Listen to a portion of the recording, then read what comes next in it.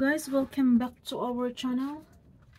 And today's vlog guys, tayo po ay magluto ng spinach or horenzo. Na blanch na siya guys, last day ba? Kaya medyo nag-brown ang kanyang kulay. Kasi dapat yesterday ko niluto. Kaso na ubusan ako ng oras. Gamit ang beef. So, beef spinach po ito. With roasted garlic. At nagamit tayo ng light na butter para lang pang dagdag sa creamy na lasa. Ito ay ano siya, not unsalted. Salted din siya pero not too much. Oyster sauce, dark soy sauce, and rice wine. So watch until end guys kung paano ito lutuin. Ito ay very simple lang guys. Very simple but of course delicious. First is, let's marinate the beef. Yan ang ating unang gagawin. I-marinate natin siya.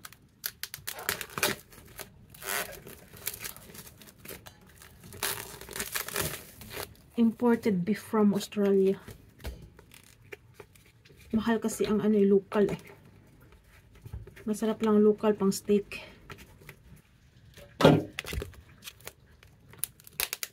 Pero pag ganitong luto guys, okay na kahit imported. Yun lang ang kaya ng bulsa eh.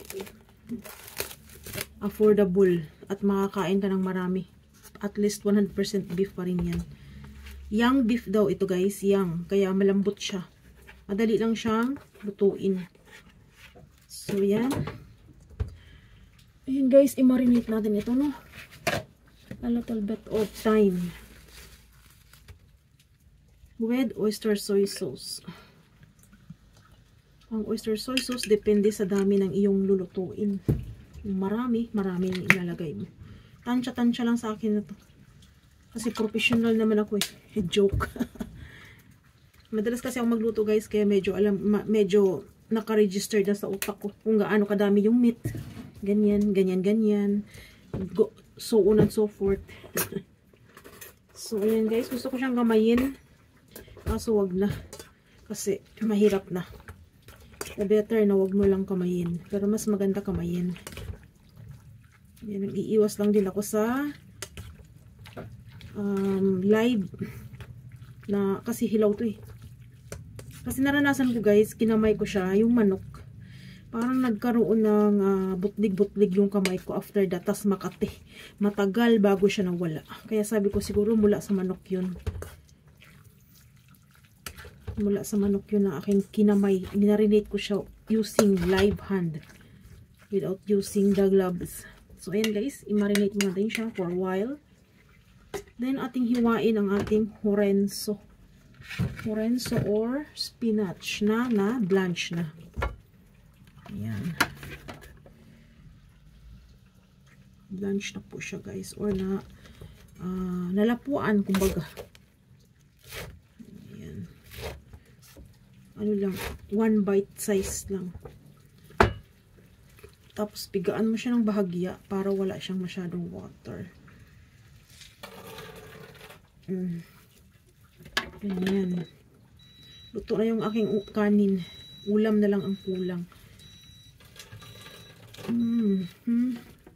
So yun guys, keep watching guys. So ayan, on the fry pan, magput po tayo ng little bit of cooking oil. Then, ating lutuin first ang ating beef. So, yun guys. Special shout out nga pala sa nanood ng aking live kanina. Or kanina at kahapon. So, ito na po yung ating horenzo or spinach. Si Kuya Mads Wanderer, ang More Fortaleza Call Vlogs, and also Mikola Sesi Music Mix. Yesterday, nakalimutan ko na kung sino po yung ibang nanood. Basta ang nag-register sa utak ko, nag-stay ng longer. Kasi once mag-stay ng longer, mabilis ka ma-registered sa utak ko. Kuya Mads Wanderer. Yesterday and today. Matagal din siya nag-stay kahapon at saka ngayon matagal din siya nag-stay. So, yun lang guys. Pasensya na sa mga hindi ko na-mention kasi hindi siya nag-registered sa utak ko. Salamat din sa mga nag-thumbs up. Dumaan lang. Thank you so much. Very much appreciated. So, ayan. Lutuin natin ito. Sa ating desire na luto. Siyempre, well done. I-well done natin ito, guys. Hanggat sa magkulay brown siya. Very thin ang kanyang pagkaano, guys. Mabilis siyang maluto. At very soft. Ang soft ang kanyang meat. Dahil nga, yang siya. Yang cow. Yang daw siya na baka. Yan lang ang madalas mong mabibili sa supermarket. Product of Australia. At meron namang supermarket na product of Amerika. So, yun. Pero mas nasanay akong gumamit ng product ng Australia. Wala siyang amoy. Masarap. Para din siyang local. Pagdating sa ganitong slice, pero pagdating sa ibang slice, hindi ko alam kung maganda ba ang kanilang ano. Kasi bumibili ako ng local pag ginagamit namin sa steak Steak or barbecue. So yun guys, keep watching guys. So yun guys, ito po ay luto na guys ang ating beef. As usual, ating i-separate siya guys or i-set aside para atin preserve ang lasa ng ating meat. So yun. That's the purpose guys. A very important tips po yan guys sa mga nagluluto ng mga ginisa, ganyan. Kasi may sahog na meat. I-set aside natin yung meat, no?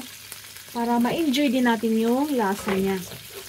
Tapos, on that part, guys, lagyan po siya natin ng butter to add the creamiest taste, no?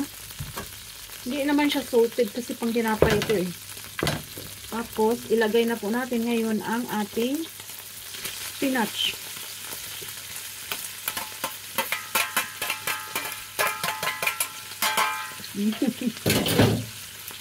Ano pa bagting-bagting pangalaman, ano? Kaluta. Tapos, kasi hindi naman ito talaga luto pa. Luto, kumbaga, half-cook lang siya. Lutuin natin siya ngayon. Sa ating butter. Okay? This one, guys, is pang restaurant na, recipe. Joke lang. Pero mas masarap naman ito kaysa take out, diba? Better than take out, oh. Magluto ka na lang. May oras ka naman. Kasi ako bago magluto guys, isang araw pa lang or 1 week pa lang, naki-prepared na yung mga ingredients ko.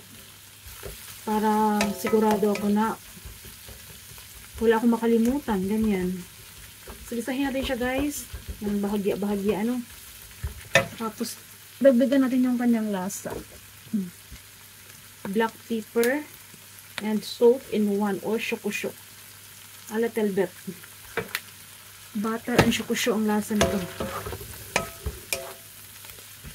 So, yan. Bisahin natin siya at bahagyan natin siyang lutuin. Okay?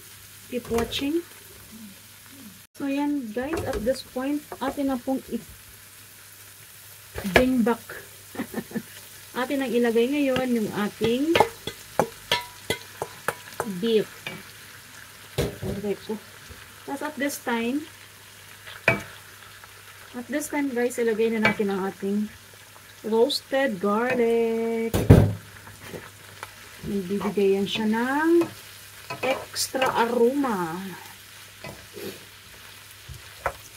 Pwede ito sa rice guys at pwede rin siya sa pasta.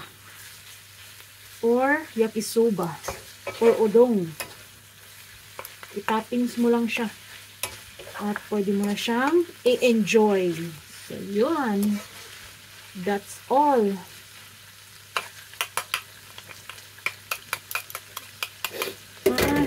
Yan po ay luto na guys. At ready to serve na po. Okay?